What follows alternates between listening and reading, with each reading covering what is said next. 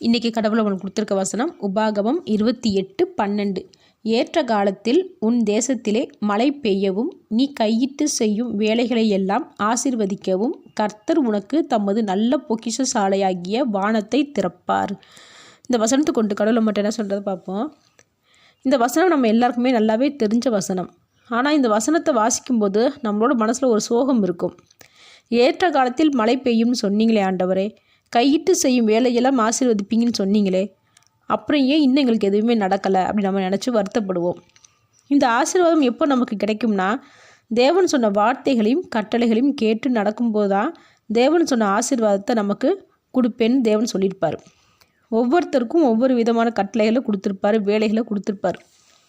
அதை நம்ம கவனமாக செஞ்சு முடித்தோமா அப்படி நம்ம யோசித்து பார்க்கணும். சில சமயம் தேவன் நமக்கு செய்ய சொல்லி கொடுத்த வேலைகளை கட்டளைகளை மறந்து போயிருப்போம், செய்ய தவறியிருப்போம். அப்புறம் செய்வோன்னு சோம்பேறித்தனமாக அசால்ட்டாக இருப்போம். அதை நம்ம எல்லாத்தையுமே யோசித்து பார்த்து தேவன் சொன்ன வார்த்தைகளை தாமதம் இல்லாமல் உடனே செய்யணும்.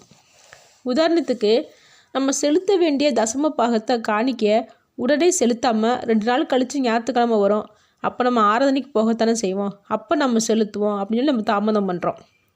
நாம் தேவனை காக்க வைக்கிறது சரினா தேவன் நம்மளை காக்க வைக்கிறதும் சரிதானே. இப்படி எத்தனையோ விஷயத்த தேவன் சொன்ன மாதிரி நம்ம நடந்துக்கிறாம ரொம்ப அசால்ட்டாக இருக்கிறோம். எப்போ தேவன் நமக்கு விதித்த வேலைகளை கட்டளைகளை சரியான நேரத்தில் செஞ்சு முடிக்கிறோமோ அப்போ தான் நமக்கு நல்ல பொக்கிஷ சாலையாகிய வானத்தை திறந்து ஆசீர்வதிப்பார். ஆமேன்.